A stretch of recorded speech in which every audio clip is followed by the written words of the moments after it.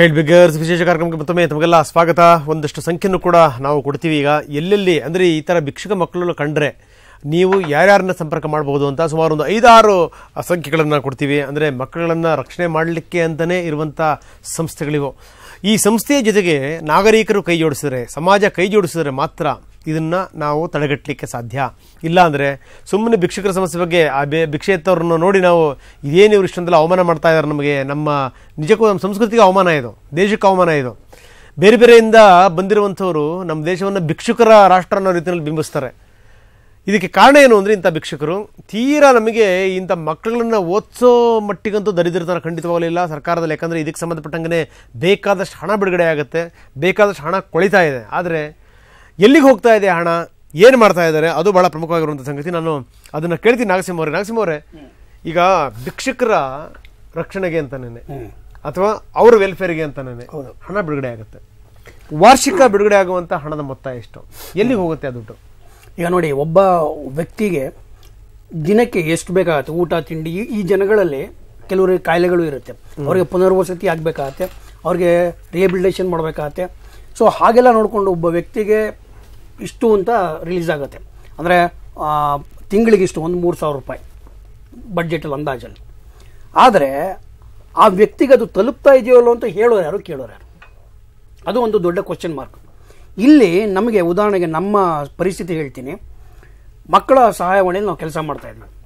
ಈಗ ನಮಗೆ ಪ್ರತಿದಿನಕ್ಕೆ 100 ಕಾಲ್ ಬರುತ್ತೆ ಅಂತೇಳಿ 100 ಇವತ್ತು ನೀವು ನಮ್ಮ ಕಾಲ್ಗಳನ್ನ ನೀವು ಟಿ ವಿಲಿ ತೋರಿಸ್ತೀರಾ, ನಮಗೆ ಕಾಲ್ ಸಂಖ್ಯೆಗೆ ಬರೋದು ಜಾಸ್ತಿ ಆಗುತ್ತೆ, ಮಕ್ಕಳ ಪ್ರಕರಣಗಳು ಇನ್ನೂ ಜಾಸ್ತಿ ಆಗುತ್ತೆ.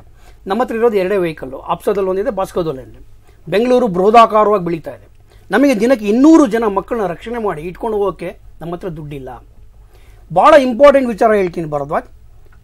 ಮಕ್ಕಳ ರಕ್ಷಣೆಗೆ ನಮ್ಮ ಸರ್ಕಾರ ಬಡ್ಜೆಟಲ್ಲಿ ತೆಗೆದಿಡ್ತಾ ಇರುವಂಥ ದುಡ್ಡು 0.03%. ಓಹೋ, ದೊಡ್ಡವರಿಗೆ 100 ರೂಪಾಯಿ ಇಟ್ಟರೆ ಮಕ್ಕಳಿಗಿಡೋದು 30 ರೂಪಾಯಿ. 30 ರೂಪಾಯಿಯಲ್ಲಿ 0.03%. ಅಂದರೆ ನಮ್ಮ ಸರ್ಕಾರಕ್ಕೆ ಗೊತ್ತಿರೋದು 3 ವಿಚಾರ ಅಂದರೆ ಮಕ್ಕಳ ರಕ್ಷಣೆಯಲ್ಲಿ. ಒಂದು ಬಾಲಕಾರ್ಮಿಕರು, ಒಂದು ಹೆಣ್ಣು ಮಕ್ಕಳು, ಇನ್ನೊಂದು ಶಿಕ್ಷಣ. ಈ 3ಕ್ಕೆ ಹೆಚ್ಚಿನ ಹಣ ಹೋಗುತ್ತೆ ಹೊರತು ಓಡಿ ಹೋದ ಮಕ್ಕಳು, ಕಾಣೆ ಹೋದ ಮಕ್ಕಳು, ಭಿಕ್ಷುಕ ಮಕ್ಕಳು, ಅಂಗವಿಕಲ ಮಕ್ಕಳು, ಈ ಮಕ್ಕಳಿಗೆ ಹಣಗಳು ಪ್ರತ್ಯೇಕವಾಗಿ ಬರೋದಿಲ್ಲ. ಇವುಗಳನ್ನೆಲ್ಲ ಸೇರಿಸಿ ಒಂದು ಅಂಬ್ರಲಾ ಆಗಿ ಒಂದು ಪ್ರಾಜೆಕ್ಟ್ನ ಮಾಡಿದ್ರು. ICPS ಅಂದರೆ ಇಂಟರ್ಗ್ರೇಟೆಡ್ ಚೈಲ್ಡ್ ಪ್ರೊಟೆಕ್ಷನ್ ಸ್ಕೀಮ್ಸ್ ಅಂತ ಜಾರಿಗೆ ಬಂದಿದೆ. ಆದರೆ ಅದು ಯಾವ ವೇಗದಲ್ಲಿ ಹೋಗ್ತಾ ಇದೆ ಅಂತ ಹೇಳಿದ್ರೆ ಒಂದು ಆಮೆಯ ವೇಗದಲ್ಲಿ ಹೋಗ್ತಾ ಇದೆ. ಬೇರೆ ರಾಜ್ಯಗಳ ಕಂಪೇರ್ ಮಾಡಿಕೊಂಡ್ರೆ ಇನ್ನೂ ಕರ್ನಾಟಕದಲ್ಲಿ ಆಗಬೇಕಾದ ಮಟ್ಟದಲ್ಲಿ ಅದು ಆಗ್ತಾ ಇಲ್ಲ. ಬೇರೆ ರಾಜ್ಯಗಳು ಯಾವ್ಯಾವ ಮಾದರಿಯಾಗಿದೆ? ಈಗ ಮಾದರಿಯಾಗಿದೆ, ಮಹಾರಾಷ್ಟ್ರ ಮಾದರಿಯಾಗಿದೆ, ಡೆಲ್ಲಿ ಮಾದರಿಯಾಗಿದೆ, ಆಮೇಲೆ ಇದು ಗುಜರಾತ್ ಮಾದರಿಯಾಗಿದೆ, ಆಮೇಲೆ ತಮಿಳ್ನಾಡಲ್ಲಿ ಬಹಳ ಅದು ಇಂಪ್ಲಿಮೆಂಟೇಷನ್ ಚೆನ್ನಾಗಿ, ಆಂಧ್ರದಲ್ಲಿ ಇಂಪ್ಲಿಮೆಂಟೇಷನ್ ಚೆನ್ನಾಗಿ. ಇಲ್ಲ, ನಾನು ಕೇಳ್ತೀನಿ ಹೇಗೆ ಅದು ಅಂತ ಹೇಳಿ. ಅಂತಂದ್ರೆ ಈಗ ಗುಜರಾತಲ್ಲಿ ಆಗಿರ್ಬೋದು, ಮಹಾರಾಷ್ಟ್ರದಲ್ಲಿ ಆಗಿರ್ಬೋದು, ದೆಹಲಿನಲ್ಲಿ ಆಗಿರ್ಬೋದು, ಹೆಂಗೆ ಯಾವ್ಯಾವ ಕ್ರಮಗಳನ್ನು ತೆಗೆದುಕೊಂಡು? ಈಗ ಉದಾಹರಣೆಗೆ ಈ 1098 ಇದೆ, ಅದನ್ನ ಬಲಪಡಿಸಿದ್ದಾರೆ. ಇದಕ್ಕೆ ಉದಾಹರಣೆಗೆ ಒಂದು ಕರೆ ಬಂದ ತಕ್ಷಣ ಅಲ್ಲಿಗೆ ಪ್ರತಿಕ್ರಿಯೆ ಕೊಡುವವರ ಸಂಖ್ಯೆ ಜಾಸ್ತಿ ಆಗಿದೆ. ಆಮೇಲೆ ಮಕ್ಕಳನ್ನ ಕರ್ಕೊಂಡ್ಬಂದು ಇಟ್ಗೆ ಅವ್ರಿಗೆ ಪ್ರೊಸೀಜರ್ಗಳು ಭಾಳ ಚೆನ್ನಾಗಿದೆ. ಬೆಂಗಳೂರಲ್ಲಿ ಇದರಲ್ಲಿ ಡೆಲ್ಲಿದು ಒಂದು ವಿಚಾರ ಹೇಳ್ತೀನಿ. ಅಲ್ಲಿ ಲಜಪತ್ ನಗರ್ ಅಂತ ಒಂದು ಜಾಗ ಇದೆ. ಲಜಪತ್ ನಗರದಲ್ಲಿ ಮಕ್ಕಳ ಕಲ್ಯಾಣ ಸಮಿತಿ ಇಡೀ ಪ್ರಪಂಚಕ್ಕೆ ಒಂದು ಮಾದರಿಯಾಗಿದೆ. ಅಲ್ಲಿ ತಕ್ಷಣ ಮಕ್ಕಳು ಬಂದು ಇಟ್ಗೆ ಮಕ್ಕಳ ವಾತಾವರಣ ಇದೆ, ಮಕ್ಕಳ ಸ್ನೇಹಿ ವಾತಾವರಣ ಇದೆ. ಮಕ್ಕಳಿಗೆ ಕೌನ್ಸಿಲಿಂಗ್ ಮಾಡ್ತಾರೆ. ಮಕ್ಕಳಿಗೆ ಯಾವ ರೀತಿ ಕೌನ್ಸಿಲಿಂಗ್ ದಿನ ಬಿಟ್ಟು ಒಂದು 5-6 ಸೆಟ್ಟಿಂಗಲ್ಲಿ ಮಾಡ್ತಾರೆ ಅಂತ ಹೇಳಿದ್ರೆ ಆ ಮಕ್ಕಳಿಗೆ ಮತ್ತೆ ಬೆಗ್ರಿಗಾಗಲಿ ಅಥವಾ ಡ್ರಗ್ಡಿಗಾಗಲಿ ಹೋಗಲೇಬೇಕು ಅಂತ ಅನ್ಸೋದಿಲ್ಲ.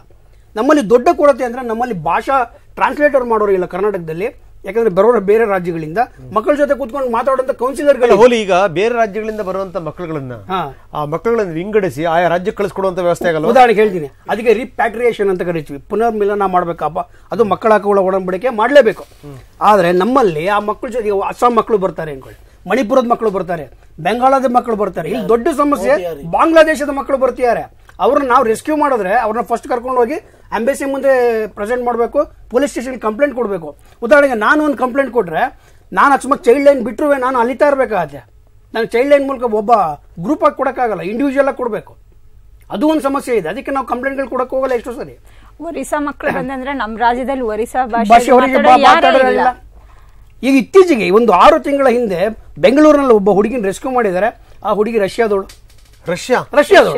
ಆಕೆಗೆ ಯಾರು ಟ್ರಾನ್ಸ್ಲೇಟ್ ಮಾಡ್ತಾರೆ ಅಂತ ಹೇಳಿ ಮಾಧ್ಯಮ ಮಿತ್ರರನ್ನೆಲ್ಲ ಕೇಳ್ಕೊಂಡು ಆಮೇಲೆ ಯಾರೋ ಒಬ್ರು ರಷ್ಯಾದಲ್ಲಿ ಮಾತಾಡೋರು ಸಿಕ್ಕರು. ಆಮೇಲೆ ಅವಳು ತಾಜ್ ಮಹಲ್ ನೋಡಕ್ ಬಂದವಳು, ಅವಳು ಯಾರೋ ಟ್ರಾಫಿಕ್ ಮಾಡ್ಕೊಂಡ್ ಬಂದ್ಬಿಟ್ಟಿದ್ರು ಇಲ್ಲಿಗೆ. ಆಮೇಲೆ ನಾವು ವಾಪಸ್ ಕಳಿಸಿದಾಯ್ತು. ಸೊ ಇಲ್ಲೇನಾಗುತ್ತೆ, ನಮಗೆ ಭಾಷಾಂತರಗಾರರು. ಎಷ್ಟು ವಯಸ್ಸು ಹುಡುಗಿಗೆ? ಆಕೆಗೆ 19 ಆಗಿತ್ತು, 19-21 ಆಗಿತ್ತು. ಅವಳು ನೋಡೋಕೆ ಚಿಕ್ಕ ಹುಡುಗಿ ಥರ ಕಾಣ್ತಿಲ್ಲ. ಅವಾಗ ನಮಗೆ ಫೋನ್ ಬಂದು ಅದು ಟ್ರಾಫಿಕಿಂಗ್ ಅಂತೆಲ್ಲ ಆಯಿತು, ವಾಪಸ್ ಕಳಿಸಿದ್ದಾಯಿತು. ಆದರೆ ಈ ರಿಪ್ಯಾಟ್ರಿಯೇಷನ್ ಅಥವಾ ಮತ್ತೆ ವಾಪಸ್ ಕಳಿಸೋದಕ್ಕೆ ನಮ್ಮಲ್ಲಿ ಸರ್ಕಾರದಲ್ಲಿ ಇರುವಂಥ ಹಣನ ಬೇಗ ಬಿಡುಗಡೆ ಮಾಡಲ್ಲ. ಏನು ICPC ಅಂಡರ್ ಅಲ್ಲಿ ಚೈಲ್ಡ್ ಲೈನ್ ಕೊಟ್ಟಿದ್ದಾರೆ. ಚೈಲ್ಡ್ ಲೈನ್ಗೆ ಯಾವುದೇ ರೀತಿ ವೆಹಿಕಲ್ ಇಲ್ಲ. ಆದ್ರೆ ಈ ಸಂಸ್ಥೆಗಳು ಅಪ್ಸಾ ಸಂಸ್ಥೆ ಆಗ್ಲಿ ಬಾಸ್ಕೋ ಸಂಸ್ಥೆ ಆಗ್ಲಿ ಅವರು ಇವ್ರು 24 ಗಂಟೆ ಕೆಲಸ ಮಾಡ್ತಾರೆ. ತಕ್ಷಣ ಮಗುಗೆ ಇಂಟರ್ಮೇಷನ್ ಕೊಡ್ಬೇಕಂತ ಹೇಳಿ ವೆಹಿಕಲ್ ನ ವ್ಯವಸ್ಥೆ ಮಾಡಿಕೊಟ್ಟಿದ್ದಾರೆ ಹೊರತಾಗಿ ಯಾವುದೇ ರೀತಿ ನಮ್ಗೆ ಈ ಚೈಲ್ಡ್ ಲೈನ್ ಒಂದು ಪ್ರಾಜೆಕ್ಟ್ಗೆ ಅಂತ ಹೇಳಿ ಹಣ ಬಿಟ್ಟಿಲ್ಲ. ನೋಡಿ, ಒಬ್ಬ ಭಿಕ್ಷುಕ ಮಗುನ ರೆಸ್ಕ್ಯೂ ಮಾಡಿ ಒಂದು ನಿಮಿಷ ಹೇಳ್ಬಿಡ್ತೀನಿ. ಒಂದು ಮಗುನ ರೆಸ್ಕ್ಯೂ ಮಾಡಿ ಭಿಕ್ಷುಕ ಮಗುನ ರೆಸ್ಕ್ಯೂ ಮಾಡಿದ್ರೆ ಆ ದಿನದ ಊಟ, ಆಮೇಲೆ ಅವನಿಗೆ ಒಂದು ಪುನರ್ವಸತಿ ಕೊಡಿಸೋದು, ವೈದ್ಯಕೀಯ ಸೌಲಭ್ಯಗಳು ಇದೆಲ್ಲ ಸೇರಿ ಪ್ರತಿದಿನಕ್ಕೆ ಒಂದು 300 ರೂಪಾಯಿ ಬೇಕಾಗತ್ತೆ. ಆ 300 ರೂಪಾಯಿಗೆ ನಮ್ಮ ಸರ್ಕಾರ ಕೊಡ್ತಾ ಇಲ್ಲ. 300 ರೂಪಾಯಿ ಓಕೆ. ಅಂದ್ರೆ ಮಕ್ಕಳು ಅಂದ್ರೆ ನಮ್ಮ ಸರ್ಕಾರಕ್ಕೆ ಆಟಿಟ್ಯೂಡ್ ಇರೋದೇ ಅಷ್ಟೇ. ಇಂದಿನ ಮಕ್ಕಳು ನಾಳಿನ ಪ್ರಜೆಗಳು ಅಂದ್ಕೊಳ್ಳುತ್ತೆ. ಪೋಷಕರು ಜವಾಬ್ದಾರಿ ತಗೊಳ್ತಾರೆ ಅಂತಾರೆ, ಪೋಷಕರು ಸರ್ಕಾರ ತಗೊಳ್ತಾರೆ ಅಂತಾರೆ. ಎರಡರ ಮಧ್ಯೆ ಮಕ್ಕಳು ನೆಗ್ಲೆಕ್ಟ್ ಆಗ್ತಾ ಇದೆ. ಭಿಕ್ಷುಕರಿಗೆ ಬಿಡುಗಡೆ ಮಾಡುವಂತ ಅವರ ಪುನರ್ವಸತಿಗೆ ಬಿಡುಗಡೆ ಮಾಡುವಂತ ಹಣನೇ ಕಡಿಮೆ. ಅದರಲ್ಲಿ ಮಕ್ಕಳದಂತೂ ಇನ್ನೂ ಕಡೆಗಣಿಸಬಹುದಾದಷ್ಟು ಮೊತ್ತ ಅದು ಯಾರ ಕೈಗೆ ಸೇರುತ್ತೆ ಅನ್ನುವಂಥದ್ದು ಗೊತ್ತಿಲ್ಲ. ಇದು ವ್ಯವಸ್ಥೆ. ಸೊ ಇಂಥದ್ದನ್ನು ಇಟ್ಕೊಂಡು ಏನಾದರೂ ನಾವು ಸರಿ ಮಾಡ್ಲಿಕ್ಕೆ ಸಾಧ್ಯ ಅನ್ನುವಂಥದ್ದು ನನಗೆ ಭಾಳ ಆಶ್ಚರ್ಯ ಆಗುವಂಥದ್ದು. ಈ ಮಕ್ಕಳನ್ನು ಹಿಡಿದಾಗ ಬೇರೆ ಬೇರೆ ರಾಜ್ಯದವರು ಇರಲಿ, ಒರಿಸ್ಸಾ, ಬಿಹಾರ, ಅಸ್ಸಾಂ ಆ ಕಡೆ ಜನಗಳು ಒಂದು ಕಡೆಗೆ ಇರಲಿ, ಪಕ್ಕದ ಬಾಂಗ್ಲಾದೇಶದವ್ರು ಬರ್ತಾರೆ, ಯಾರು ದೂರದ ರಷ್ಯಾದ ಮಕ್ಕಳುಗಳನ್ನು ಕೂಡ ಹಿಡಿತಾರೆ ಇವರು ಅಂತಂತಂದ್ರೆ ಏನು ಸರ್ ಅರ್ಥ? ಅದೇ ಈಗ ಬೆಂಗಳೂರಂಥ ನಗರಗಳು ವಿಶೇಷವಾಗಿ ಈ ಸೌಜನ್ಯದ ಹೆಸರಲ್ಲಿ ಅದು ಶ್ರೀಮಂತ ನಗರ ಅನ್ನೋಂತಹ ಒಂದು ಮನೋಭಾವ ಇರೋರು ಹೆಚ್ಚಿನ ಜನ ಇರೋದ್ರಿಂದ ಬೇರೆ ಬೇರೆ ಜಾಗದಿಂದ ವಲಸೆ ಬಂದು ಭಿಕ್ಷಾಟನೆಯನ್ನೇ ಒಂದು ರೀತಿಯ ವೃತ್ತಿಯಾಗಿ ಅಥವಾ ದಂಧೆಯಾಗಿ ಮಾಡ್ಕೊಳ್ಳೋದಕ್ಕೆ ತುಂಬ ಅವಕಾಶಗಳಿದೆ. ಈ ದಂಧೆ ಆಗೋದನ್ನು ಮೊದಲು ತಡೆಗಟ್ಟೋದಂತಹ ಪ್ರಯತ್ನಗಳು ಕೂಡ ಆಗಬೇಕಾಗತ್ತೆ. ಯಾಕೆಂತಂದರೆ ಎಲ್ಲಿಂದ ಬರ್ತಾರೆ, ಈಗ ಮನೆ ಸಾತಿ ಅಂತ ಸಂಸ್ಥೆಗಳು ರೈಲ್ವೆ ಸ್ಟೇಷನ್ಗಳಲ್ಲಿ ಮಕ್ಕಳು ಇಳಿದ ತಕ್ಷಣ ಯಾವ ಮಕ್ಕಳು ಏನು ಅಂತ ಹೇಳಿ ಅವರಿಗೆ ಪುನರ್ವಸತಿಗೋ ಅಥವಾ ಇನ್ಯಾವುದಾದ್ರೂ ಒಂದು ರೀತಿಯ ಆಪ್ತ ಸಲಹೆಯನ್ನು ಕೊಡ್ತಾ ಇದ್ದಾರೆ. ಅದೇ ರೀತಿ ಈ ತರಹ ಕಳ್ಳಸಾಗಾಣಿಕೆಯಿಂದಂತಹ ಬಂದಂತಹ ಮಕ್ಕಳು ಇದೆಲ್ಲ ವ್ಯವಸ್ಥಿತ ಅಪರಾಧದ ಚೌಕಟ್ಟಿನಲ್ಲಿ ನಡೆಯುವಂತಹ ಕಾರ್ಯಕ್ರಮಗಳು ಅಂತ ಅನ್ಸುತ್ತೆ. ಅಂದರೆ ಭಿಕ್ಷಾಟನೆ ಅನ್ನೋದು ಕೇವಲ ಒಂದು ವೃತ್ತಿ ಅಂತ ಅಂದರೂ ಕೂಡ ಅಲ್ಲಿ ಅಪರಾಧಿಗಳು ಇದನ್ನು ನಡೆಸ್ತಾ ಇದ್ದಾರೆ ಅನ್ನೋದೇ ದೊಡ್ಡ ವಿಷಯ. ಇಲ್ಲಿ ಇದರ ಕಡೆನೇ ಗಮನ ಹರಿಸ್ಬೇಕಾಗತ್ತೆ. ಯಾಕಂತಂದರೆ ಈ ಮಕ್ಕಳುಗಳನ್ನು ಅವರು ಹೇಳ್ಕೊಡೋರು ಒಬ್ಬರು, ಅದರಿಂದ ಲಾಭ ಬರುತ್ತೆ ಅನ್ನೋ ಒಂದು ಉದ್ದೇಶ ಇದೆ. ಮತ್ತು ಈ ಲಾಭ ಬರೋದರ ಹಿನ್ನೆಲೆಯಲ್ಲಿ ಮನುಷ್ಯನ ಸಹಜ ಗುಣ ಅಯ್ಯೋ ಪಾಪ ಅನ್ನುವಂತಹ ಒಂದು ಅನುಕಂಪದ ಭಾವ ಇದೆ. ಇದನ್ನು ದುರುಪಯೋಗ ಪಡಿಸ್ಕೋಬಹುದು ಅಂತ. ಮತ್ತು ನಮ್ಮ ಜನಸಾಮಾನ್ಯರು ಕೂಡ ಅಷ್ಟೇ ಅನೇಕ ವಿಷಯದಲ್ಲಿ ಯಾರಾದರೂ ಒಂದು ಮಗುವನ್ನು ರಕ್ಷಣೆಗೆ ಅಂತ ಹೋದಾಗ ಅವನೇ ಕಳ್ಳ, ಅವನೇ ಏನೋ ದೌರ್ಜನ್ಯ ನಡೆಸ್ತಾ ಇದ್ದಾನೆ, ಅವನೇ ಅಪರಾಧಿ ಅಂತ ಹೇಳಿ ಈಗ ನಾಗಸಿಂಹ ಅವ್ರು ಹೇಳ್ತಾ ಇದ್ದಾಗೆ ಮಗುನ ನೀವು ರಕ್ಷಣೆಗೆ ಅಂತ ಹೋದರೆ ಆ ಊರಿನ ಜನ ಎಲ್ಲ ಸೇರಿಕೊಂಡು ಯಾರು ರಕ್ಷಿಸ್ತಾರೋ ಅವ್ರನ್ನೇ ಹಿಡ್ಕೊಂಡು ಹೊಡೆಯೋಕ್ಕೆ ಹೋದರೆ ಇದು ಯಾವ ರೀತಿಯ ವಿಚಿತ್ರ ನಾಗರಿಕತೆ ನಮ್ಮದು ಅಂತ. ಒಂದು ಕಡೆ ನೀವು ಮಕ್ಕಳಿಗೆ ಉತ್ತೇಜನ ಕೊಡಬೇಕಾದಂತಹ ವ್ಯವಸ್ಥೆಯಲ್ಲಿ ಸಹಕಾರಿಯಾಗಿಲ್ಲ, ಮತ್ತು ಸರ್ಕಾರದ ಮೇಲೆ ಒತ್ತಡ ತರುವಂತಹ ಮನೋಭಾವನೂ ನಿಮ್ಮಲ್ಲಿಲ್ಲ. ಜೊತೆಗೆ ಸ್ವಯಂ ಆಸಕ್ತಿಯಿಂದ ಸೇವಾ ಮನೋಭಾವದಿಂದ ಕೆಲಸ ಮಾಡೋರಿಗೆ ಕೂಡ ಪ್ರೋತ್ಸಾಹ ಕೊಡ್ತಾ ಇದ್ದೀರಾ, ಅಲ್ಲೂ ಕೂಡ ಉತ್ತೇಜನ ಇಲ್ಲ. ಅಂದರೆ ಈ ಸಮಸ್ಯೆ ಯಾತಕಪ್ಪ ದಿನೇ ದಿನೇ ಗಂಭೀರವಾಗ್ತಾ ಇದೆ, ಬೆಳೀತಾ ಇದೆ, ಅಗಾಧವಾಗ್ತಾ ಇದೆ ಅಂತಂದರೆ ನನಗನ್ಸುತ್ತೆ ಇಲ್ಲಿ ಅಗತ್ಯವಾಗಿ ಬೇಕಾಗಿರುವಂತಹ ಆಲೋಚನೆಗಳೇ ನಡೀತಾ ಇಲ್ಲ. ಅಂದರೆ ಸರ್ಕಾರದ ವತಿಯಿಂದನೇ ಇದಾಗಬೇಕಾಗತ್ತೆ. ನೀವೇನೋ ಮಾಧ್ಯಮದ ಮೂಲಕ ಈಗ ಈ ತರಹದ ಒಂದು ಸಂಚಲನ ಮೂಡಿಸ್ಬೋದು, ಆದರೆ ಸಂಚಲನಕ್ಕೆ ಕ್ರಿಯಾಶಕ್ತಿ ಬರಬೇಕು ಅಂತಂದರೆ, ಅದು ತತ್ಪರತೆಗೆ ಬರಬೇಕು ಅಂತಂದರೆ ಸರ್ಕಾರ ಈ ವಿಷಯದಲ್ಲಿ ತನ್ನ ಹಸ್ತವನ್ನು ಖಂಡಿತವಾಗಿಯೂ ಕೊಡಬೇಕು. ಅಭಯ ಹಸ್ತನೇ ಆಗಿರಬೇಕು. ಆಗಲ್ಲ ಸರ್, ಇಲ್ಲ ಇಂತಹ ಕಾರ್ಯ. ಡಾಕ್ಟರ್ ಶ್ರೀಧರ್ ಅವ್ರ ಮಾತಿಗೆ ಪೂರಕವಾಗಿ ಹೇಳ್ತೀನಿ, ಈ ಭಿಕ್ಷಾಟನೆ ಸಂಖ್ಯೆಯಲ್ಲಿ ಜಾಸ್ತಿ ಆಗೋದಕ್ಕೆ ಕಾರಣ ಅಂದರೆ ವಲಸೆ. ಬೆಂಗಳೂರಿನ ಮೆಜೆಸ್ಟಿಕ್ ರೈಲ್ವೆ ಸ್ಟೇಷನ್ಗೆ ಪ್ರತಿದಿನ ಕನಿಷ್ಠ ಪಕ್ಷ 30 ಜನ ಮಕ್ಕಳು ಬರ್ತಾರೆ. ಆಯ್ತಾ, ಅದು ಅಂಕಿಅಂಶಗಳಿದೆ ನಮ್ಮಲ್ಲಿ. 30 ಜನ ಮಕ್ಕಳು ಬರ್ತಾರೆ. ಅದು ಮೆಜೆಸ್ಟಿಕ್ ಮಾತ್ರ ನಾನು ಹೇಳ್ತಾ ಇರೋದು. ಕಲಾಸಿಪಾಳ್ಯ ಬಸ್ ಸ್ಟ್ಯಾಂಡ್ ಬಗ್ಗೆ ಗೊತ್ತಿಲ್ಲ, ಮೆಜೆಸ್ಟಿಕ್ ಬಸ್ ಸ್ಟ್ಯಾಂಡ್ ಬಗ್ಗೆ ಗೊತ್ತಿಲ್ಲ, ಮಲ್ಲೇಶ್ವರಂ ರೈಲ್ವೆ ಸ್ಟೇಷನ್, KR-ಪುರಂ ಇದ್ರ ಬಗ್ಗೆ ನಮಗೆ ಗೊತ್ತಿಲ್ಲ. ಒಂದೇ ರೈಲ್ವೆ ಸ್ಟೇಷನ್ಗೆ 30 ಜನ ಮಕ್ಕಳು ಬೇರೆ ಬೇರೆ ಬೇರೆ ರಾಜ್ಯಗಳಿಂದ ಬರ್ತಾರೆ ಅಂದರೆ ಬೆಂಗಳೂರಲ್ಲಿ ಇರ್ತಕ್ಕಂಥ ಸುಮಾರು 10 ರೈಲ್ವೆ ಸ್ಟೇಷನ್ಗಳಲ್ಲಿ ಯೋಚನೆ ಮಾಡಿ ಎಷ್ಟು ಜನ ಮಕ್ಕಳು ಬರ್ಬೋದು. ಅವ್ರನ್ನೆಲ್ಲ ರೆಸ್ಕ್ಯೂ ಮಾಡಿ ಇಡೋದಕ್ಕೆ ನಮ್ಮಲ್ಲಿ ಜಾಗ ಎಲ್ಲಿದೆ? ಇರೋದು ಒಂದೇ ಬಾಲಕರ ಬಾಲಭವನ, ಅದ್ರ ಕೆಪಾಸಿಟಿ 300 ಜನ. ಅಲ್ಲಿ ಅವರು ನಮ್ಮ ಇದು ಕಿದ್ವಾಯಿ ಹಾಸ್ಪಿಟಲ್ ಪಕ್ಕದಲ್ಲಿದೆ, ಬಸವರಾಜ್ ಅವರು ಅಲ್ಲಿ ಕೆಲಸ ಮಾಡಿದ್ದಾರೆ. ಅಲ್ಲಿನ ಪರಿಸ್ಥಿತಿ ಯಾವ ತರ ಇದೆ ಅಂತ ಕೇಳಿ. ಸರ್, ಈಗ ನೋಡಿ ಸರ್ ಹೇಳಿದಂಗೆ ರೈಲ್ವೆ ಪ್ಲಾಟ್ಫಾರ್ಮ್ ಮೇಲೆ ಸಾಕಷ್ಟು ಸಂಸ್ಥೆ ಕೆಲಸ ಮಾಡ್ತಾರೆ. ಬಾಸ್ಕೋ ಸಂಸ್ಥೆ ರೈಲ್ವೆ ಮತ್ತು ಸಿಟಿ KSRTC ಬಸ್ 2 ಕಡೆ ಕೆಲಸ ಮಾಡ್ತೀವಿ. ದಿನಕ್ಕೆ ಒಂದು 25-30 ಜನ ಮಕ್ಕಳು ನಮಗೆ ಸಿಕ್ಕುವಂಥ ಮಕ್ಕಳಿಗೆ ಸಾಕಷ್ಟು ಮಕ್ಕಳನ್ನು ನಾವು ಸಣ್ಣ ಸಣ್ಣ ಸಮಸ್ಯೆಯಿಂದ ಬಂದಿರ್ತಾರೆ. ಬೆಂಗಳೂರು ಲೋಕಲ್ ಆಗಿರ್ಬೋದು, ಕರ್ನಾಟಕ ರಾಜ್ಯದ ಅವ್ರನ್ನ ಅಲ್ಲೇ ನಾವು ಆ ಮಕ್ಕಳಿಗೆ ಅಪ್ಪ ಅಮ್ಮ ಗುರುತಿಸಿ ಮಾತಾಡಿ ಕಳಿಸ್ಬಿಡ್ತೀವಿ. ಕೆಲವು ಮಕ್ಕಳನ್ನ ನಾವೇನು ಮಾಡ್ತೀವಿ, ಮಕ್ಕಳ ಕರಡು ಸಮಿತಿ ಹಾಜರುಪಡಿಸ್ಲಿಕ್ಕೋಸ್ಕರ ಬಾಲಕರ ಬಾಲಮಂದಿರ ಬಿಡ್ತೀವಿ.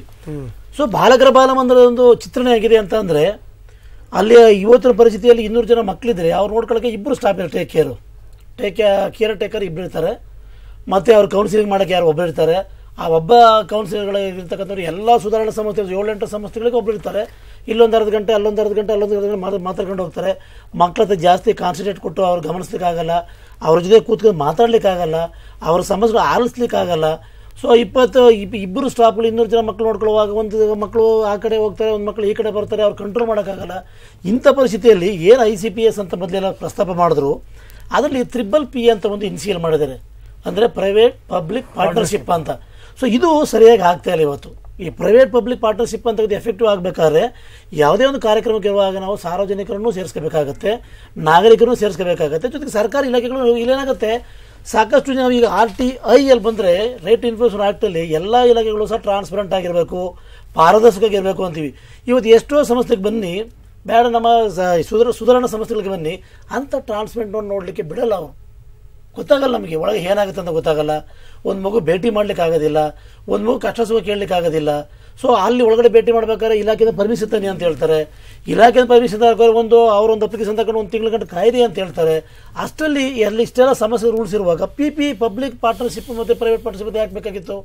ಸೊ ಸರ್ಕಾರ ಈ ಒಂದು ವ್ಯವಸ್ಥೆಯಲ್ಲಿ ನಾವು ನೋಡುವಾಗ ಜಾಸ್ತಿ ಸಿಬ್ಬಂದಿಗಳ ಕೊರತೆಗಳು ಸರಿಪಡಿಸಬೇಕು. ಒಂದು ಸಾಧಾರಣವಾಗಿ ಮಕ್ಕಳ ಭಾಷಾ ಸಮಸ್ಯೆ ಬಹಳ ಮುಖ್ಯ ಇದೆ. ನಮ್ಮಲ್ಲಿ ಕನ್ನಡ ಮಾತಾಡ್ತಾರೆ ಸಿಬ್ಬಂದಿಗಳು, ಅದು ಅಲ್ಪ ಸ್ವಲ್ಪ ಇಂಗ್ಲೀಷ್ ಮಾತಾಡ್ತಾರೆ, ಅಲ್ಪ ಸ್ವಲ್ಪ ಹಿಂದಿ ಮಾತಾಡ್ತಾರೆ. ಆದರೆ ಈ ನಮ್ಮ ಮೋತಿಹಾರಿ ಜಿಲ್ಲೆ ಬಿಹಾರದಿಂದ ಬಂದಂಥ ಮಕ್ಕಳು ಈ ಭೋಜ್ಪುರಿ ಅಂತ ಭಾಷೆ ಇದೆ. ಭೋಜ್ಪುರಿ ನಾನೇ ಕಮಿಟಿ ಮೆಂಬರ್ ಕೂತಿದ್ದು ಮಕ್ಕಳ ಜೊತೆ ಮಾತಾಡುವಾಗ ಭೋಜ್ಪುರಿ ಭಾಷೆ ನಮಗೆ ಗೊತ್ತಿಲ್ಲ, ಬೆಂಗಾಳಿ ಭಾಷೆ ನಮಗೆ ಗೊತ್ತಿಲ್ಲ, ಒರಿಯಾ ಭಾಷೆ ನಮಗೆ ಗೊತ್ತಿಲ್ಲ. ನಮಗೇನು ಸ್ವಲ್ಪ ಹಿಂದಿಯಲ್ಲಿ ಮಾತಾಡ್ಬೋದು, ಮಕ್ಕಳ ಜೊತೆ ಮಾತಾಡಿ ಅವ್ರ ಅಪ್ಪ ಅಮ್ಮ ಟ್ರೇಸ್ ಮಾಡೋಕ್ಕೆ ಪ್ರಯತ್ನ. ಇಲ್ಲಿ ಬಸವರಾಜ್, ಈ ಮಕ್ಕಳು ಸಿಗ್ತಾರಲ್ಲ ಈಗ ಬೇರೆ ಬೇರೆ ರಾಜ್ಯದವರು, ಅವ್ರನ್ನ ಎಷ್ಟು ದಿನಗಳ ಒಳಗಡೆ ಆ ರಾಜ್ಯಕ್ಕೆ ಸೇರಿಸುವಂತ ಒಂದು ಪ್ರಯತ್ನಗಳು? ಸರ್, ನಮ್ಮ ರೂಲ್ಸ್ ಪ್ರಕಾರವಾಗಿ ಯಾವುದೇ ಮಕ್ಕಳು ಸಿಕ್ಕರೆ 4 ತಿಂಗಳ ಒಳಗಡೆ ಆ ಮಕ್ಕಳ ಕೇಸು ಡಿಸ್ಪೋಸಲ್ ಆಗಿ ಅವ್ರ ಅಪ್ಪ ಅಮ್ಮ ಕುಟುಂಬಕ್ಕೆ ಸೇರಿರಬೇಕು. ಅಥವಾ ಅಪ್ಪ ಅಮ್ಮ ಯಾರು ಸಿಕ್ಕಿಲ್ಲ ಅಥವಾ ಇಲ್ಲ ಅಂತ ಕಂಡು ಬಂದರೆ ಯಾವ್ದಾದ್ರು ಮಕ್ಕಳ ಕಲ್ಯಾಣ ಸಮಿತಿ ಆದೇಶದ ಮೇರೆಗೆ ಮಕ್ಕಳು ಬೇರೆ ಸ್ವಯಂ ಸೇವಾ ಸಂಸ್ಥೆಯಲ್ಲಿ ಹೋಗಿ ಪುನರ್ವಸತಿಯನ್ನು ಕಲ್ಪಿಸಬೇಕು. ಅವರಿಗೆ ಶಿಕ್ಷಣ ಆಗಿರ್ಬೋದು, ವೃತ್ತಿಪರ ತರಬೇತಿ ಆಗಿರ್ಬೋದು, ಅಥವಾ Karnataka KYS exam, Karnataka open school private exam ಕಳಿಸ್ದಾಗಿರ್ಬೋದು, ಅದನ್ನು 4 ತಿಂಗಳ ಒಳಗಡೆ ವಿಲೇವಾರಿ ಆಗ್ತಕ್ಕಂಥದ್ದು ಮಾಡಬೇಕು ಅಂತಕ್ಕಂಥ ಶಾಸನ ಆಗ್ತಾ ಇದೆಯಾ? ಅದು ಅಂತ ಎಫೆಕ್ಟಿವ್ ಆಗ್ತಿಲ್ಲ ಸರ್. ಅದು ಯಾಕಂದ್ರೆ ಸಾಕಷ್ಟು ಇವತ್ತು ನೋಡಿ, ಹಂಗಾದ್ರೆ ಈಗ ನೀವು ಕರ್ಕೊಂಡೋಗಿ ಯಾವ್ದಾದ್ರು ಕಡೆ ಸೇರಿಸ್ತಿರಲ್ಲ ಈಗ, ಮಕ್ಕಳು ಸಿಕ್ಕಾಗ ಕಲ್ಚರ್ ಬೇರೆ ಆಗುತ್ತೆ, ಮಕ್ಕಳಿಗೆ ಭಾಷೆ ಬೇರೆ ಆಗುತ್ತೆ, ಕಮ್ಯುನಿಕೇಶನ್ ದೊಡ್ಡ ಪ್ರಾಬ್ಲಮ್ ಆಗುತ್ತೆ. ನಾವು ಸರ್ಕಾರಕ್ಕೆ ಎಷ್ಟು ಸಾರಿ ಪತ್ರ ಬರ್ತಿದೀವಿ ಅಂದ್ರೆ, ಈಗ ಉದಾಹರಣೆಗೆ UP ಇಂದ ಮಕ್ಕಳು ಬರ್ತೀರಿ, UP ಸರ್ಕಾರ ಜೊತೆ ಮಾತಾಡಿ, UP ಸರ್ಕಾರ ಜೊತೆ ಅದನ್ನ ತಡೆಯೋ ಪ್ರಯತ್ನ ಅಲ್ಲೇ ಮಾಡಿ. ಅವಾಗ ಇಲ್ಲಿ ಆ ಮಕ್ಕಳು ಸಮಸ್ಯೆಗಳನ್ನ ಎದುರಿಸೋದು ಕಡಿಮೆ ಆಗುತ್ತೆ. ಆಮೇಲೆ ಇಲ್ಲಿ ಲೋಕಲ್ ಮಕ್ಕಳು ಸುಖವಾಗಿರ್ತಾರೆ. ಇಲ್ಲರ ಈ ಮಕ್ಕಳು ಬೀದಿಲಿ ಬಂದು ಅವರು ಎಲ್ಲೂ ಅವಕಾಶ ಸಿಗದಿರಾ ಡ್ರಗ್ ಅಡಿಕ್ಟ್ಸ್ ಆಗೋದು, ಭಿಕ್ಷುಕರಾಗೋದು, ಈ ಮಕ್ಕಳ ಸಂಖ್ಯೆ ಜಾಸ್ತಿ ಆಗ್ತಾ ಹೋಗುತ್ತೆ. ಇಲ್ಲಿರ್ತಕ್ಕಂಥ ಸ್ಥಳೀಯ ಮಕ್ಕಳ ಮೇಲೆ ಅದ್ರ ಪರಿಣಾಮ ಬೀರ್ತಾ ಹೋಗುತ್ತೆ. ಸೊ ಹಾಗಾಗಿ ಅಲ್ಲಿ UP ಸರ್ಕಾರ ಜೊತೆ ಮಾತಾಡಿ, ಇದು ಬಂಗಾಳ ಸರ್ಕಾರದ ಜೊತೆ ಮಾತಾಡಿ, ಇನ್ನೂ ಅದ್ರ ಇನಿಷಿಯೇಟ್ ಆಗಿಲ್ಲ. ಇನ್ನೊಂದು ಆಂಧ್ರ ಸರ್ಕಾರದಿಂದ ಎಷ್ಟು ಕುಟುಂಬಗಳು ವಲಸೆ ಬರ್ತಾ ಇದೆ. ಇಲ್ಲಿ ಬಂದು ಖಾಲಿ ಜಾಗದಲ್ಲಿ ಅವ್ರ ಗುಡಿಸಲುಗಳು ಹಾಕೊಳ್ಳೋದು, ಮತ್ತೆ ಮಕ್ಕಳನ್ನೆಲ್ಲರನ್ನೂ ಭಿಕ್ಷೆ ಬಿಡಕ್ಕೆ ಕಳಿಸ್ತಾರೆ. ಹೆಂಗಸರು, ಮಕ್ಕಳು, ಮಹಿಳೆಯರು ಮತ್ತೆ ಮಕ್ಕಳು ಹೋಗ್ಲೇಬೇಕು. ಅಲ್ಲಿರೋ ಪರಿಸ್ಥಿತಿ, ಅವರು ಒಂದು ವಾತಾವರಣದಲ್ಲಿ ಇರೋದು, ಅಲ್ಲಿರೋಂಥ ಲೋಕಲ್ ಶಾಲೆಗಳು, ಸರ್ಕಾರಿ ಶಾಲೆಗಳು ನೋಡ್ತಾನೆ ಇರ್ತಾರೆ. ಮಕ್ಕಳಲ್ಲಿ ಭಿಕ್ಷೆ ಬೇಡೋದು, ಶಾಲೆ ಮುಂದೆನೆ ಭಿಕ್ಷೆ ಬೇಡ್ಕೊಂಡು ಹೋಗ್ತಾ ಇರ್ತಾರೆ, ಮನೆಗಳಿಗೆ ಬೇಡ್ತಾ ಇರೋದು ನೋಡ್ತಾರೆ. ಆದ್ರೆ ಯಾವುದೇ ರೀತಿ ಅವರು ಗಮನಿಸಲ್ಲ. ನಮ್ಮ ರಾಜ್ಯದ ಮಗು ಅಲ್ಲ ಬಿಡು, ಬೇರೆ ರಾಜ್ಯದ ತಾನೆ ಅನ್ನೋದು ಒಂದು ಮನೋಭಾವನೆ. ಆ ಮಕ್ಕಳು ರಾಜ್ಯದ್ದು ಅಂತಂದ್ರು ಯಾರು ಮೇಡಮ್, ಯಾರು ಕರ್ಕೊಂಡೋಗಿ ಈಗ ನೀವಂತೂ ಮೀಸಲಾಗಿರೋರು ನಿಮ್ಮದು ಮನಸ್ಸಿಗೆ ಇದೆ ಓಕೆ ಮಾಡ್ತಾ ಇದ್ದೀರಿ. ಯಾರು ಅಂತ ದೊಡ್ಡ ಹೃದಯವಂತರು ನೋಡಿರಿ ನೀವು? ಶಾಲಾ ಶಿಕ್ಷಕರು ಗಮನಿಸಲ್ಲ, ಅವರಿಗೆ ನಮ್ಮ ಸಂಬಂಧನೇ ಇಲ್ಲ ಅನ್ನೋ ರೀತಿ ವರ್ತಿಸ್ತಾರೆ. ನಮ್ಮ ಸರ್ಕಾರಿ ಅಧಿಕಾರಿಗಳ ಮನೋಭಾವನೆ ನೇರವಾಗಿ ಹೇಳ್ತೀನಿ ನಾನು, ಅವ್ರಿಗೆ ಪಾರದರ್ಶಕವಾಗಿ ಸರಳತೆಯಿಂದ ವ್ಯವಹಾರ ಮಾಡ್ತಕ್ಕಂಥ ಪರಿಜ್ಞಾನ ಇಲ್ಲ. ಅವರಿಗೆ ಎಲ್ಲ ಅಧಿಕಾರ ದಬ್ಬಾಳಿಕೆಗಳು ಮಾಡ್ತಾರೆ, ಇನ್ನೊಬ್ಬರು ತಮ್ಮ ಅಧಿಕಾರ ತೋರಿಸ್ತಾರೆ. ಆದ್ರೆ ಅವರು ನಮ್ಮ ಜನಸಾಮಾನ್ಯರ ನಾಗರಿಕರವನ್ನು ಸೇವೆ ಮಾಡಕ್ ಬಂದಿರತಕ್ಕಂಥ ಪರಿಜ್ಞಾನ ಮರ್ತಿದ್ದಾರೆ ಅವರು. ಈಗ ಇದಕ್ಕೆ ಸಂಬಂಧಪಟ್ಟಂಗೆ ಈಗ ಇನ್ನು ಸ್ವಲ್ಪ ಆಂಜನೇಯ ಬರ್ತಾರೆ, ಬರ್ತಾರೆ, ಅವ್ರ ಜೊತೆ ನಾನು ಮಾತಾಡ್ತೀನಿ. ಏನು ಎತ್ತ ಅಂತ, ಜೊತೆಗೆ ಈ ಭಿಕ್ಷುಕರ ವಸತಿ ಕೇಂದ್ರ ಅಂದ್ರೆ ಬಾಲ ಮಕ್ಕಳುಗಳದಲ್ಲ, ಅದ್ರ ಬಗ್ಗೆ ನಮಗೊಂದು ಕುತೂಹಲ ಇದೆ. ಹಿಂದೆಲ್ಲ ಅವಾಂತರಗಳಾಗಿದ್ದು, ಅದಾದ ನಂತರ ಇಡೀ ಭಿಕ್ಷುಕರ ಪುನರ್ವಸತಿ ಕೇಂದ್ರ ಅನ್ನುವಂಥದ್ದು ಬಹಳ ಅದ್ಭುತವಾಗಿದೆ ಅನ್ನುವಂಥದ್ದಿತ್ತು. ಈಗ ಅದರ ಪಾಡೇನು ಅಥವಾ ನಮ್ಮ ಪ್ರತಿನಿಧಿಯೊಬ್ಬರು ಅಲ್ಲಿದ್ದಾರೆ, ಅವರಿಂದ ಕೂಡ ಒಂದಷ್ಟು ವಿವರಗಳನ್ನು ನಾನು ಪಡಿತೀನಿ. ಅದಕ್ಕಿಂತ ಮೊದಲು ಮತ್ತೊಮ್ಮೆ ವಿರಾಮ.